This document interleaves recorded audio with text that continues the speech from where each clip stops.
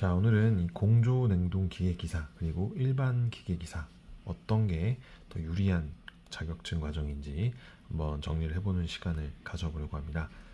자, 먼저 영상보다 좀 더 빠르게 텍스트글로 빠르게 보시려는 분들 제가 하단 카페글 링크 부분에 정보 남겨드렸으니까 참고하셔서 그걸 봐주시면 되실 것 같고요.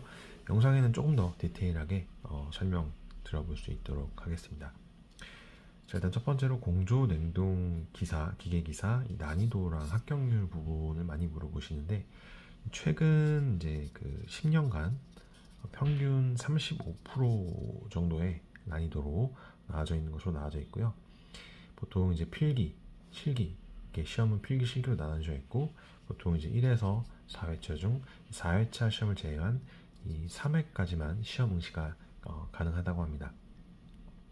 그래서 뭐 배관도 면이라든지 견적 등 난이도가 좀 어려운 부분들도 있고, 실기 같은 경우는 그래서 합격률이 조금 20%대로 좀 떨어진다라고 하고요. 이제 만점을 이제 80점으로 잡고 공부를 시작하시는 게 유리한 시험이라고 보시면 될 것 같아요.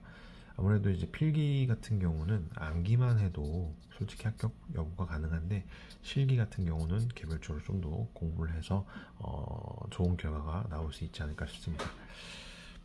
자, 두 번째로는 공조냉동 기계기사의 취득 기간에 대한 정보고요.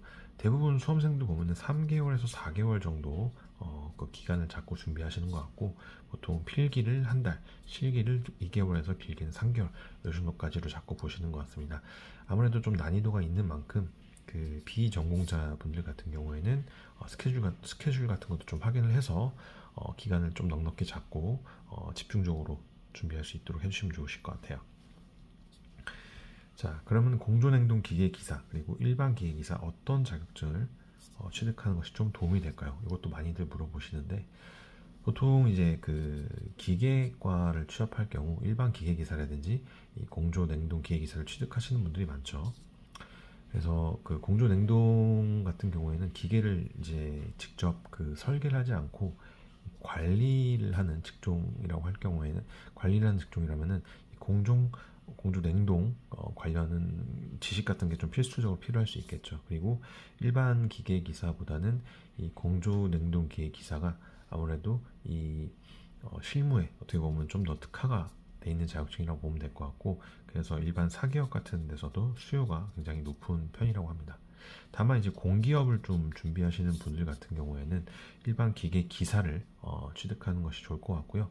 사기업을 준비하시는 분들 같은 경우에는 이 공조 냉동 기계 기사를 취득하시는 것이 좀 더 유리할 것 같습니다.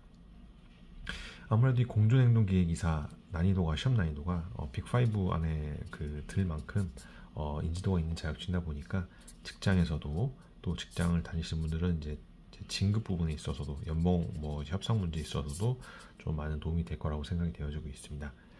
자, 응시 자격도 궁금하실 수 있는데요. 기계 기사 자격증이다 보니까 아무래도 이 산업기사를 갖고 있으신 분들은 경력 1년 이상, 기능사는 경력 2년 이상, 관련 학과를 졸업하신 분들은 이제 뭐 4년제 대학 졸업자분들, 3년제 졸업자분들은 경력 1년, 2년제 졸업자는 경력 2년 이렇게 필요하고, 기사 수준의 기술 훈련 과정 이수하신 분, 또는 산업기사 수준의 기술 훈련 과정 이수자분들이 경력 2년 또는 실무 경력 4년 이상, 학점은 이제 106학점 이상 이수자, 이렇게 나와져 있는데요.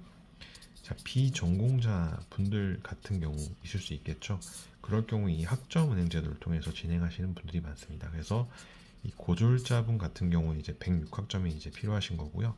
대학을 졸업하신 분들 기준으로는 4년제 대학 졸업자분 기준으로 48학점 타전공을 취득해 주시면 되시고, 2년제를 졸업하신 분들은 추가적으로 이 전문대가 80학점까지 인정되니까 26학점만 더 취득을 해 주시면 되실 거예요. 그래서 비전공자고 나는 이 공조냉동 기계기사나 일반 기계기사를 응시하고 싶다고 하시는 분들은 저희가 무료로 코칭 도움드리고 있으니까 카카오톡이나 온라인 상담 하단에 보시면 있고요.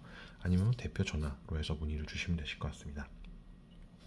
자, 마지막으로 공조냉동 기계기사 취득 후 자격 부분인데 5가지 정도를 좀 정리를 해봤습니다.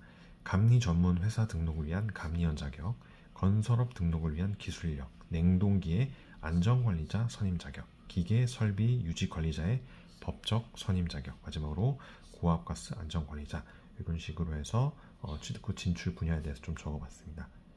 자, 오늘 그래도 공조냉동 기계기사, 일반 기계기사 어떤 게 더 유리할지 좀 더 정리를 해봤고, 공조냉동 기계기사는 사기업에 유리하고 일반 기계기사는 공기업에 유리하다. 이게 결론 난 부분인 거고요. 비전공자분들 응시 자격 안 될 경우 학점 은행 제도를 통해서 응시 자격을 빠르게 갖출 수 있고, 이 정도 학점이 필요하고 궁금하신 점 있는 분들은 연락을 주시면 되실 것 같아요. 오늘 준비한 영상은 여기까지고 다음 시간에 또 좋은 정보로 찾아뵐 수 있도록 하겠습니다.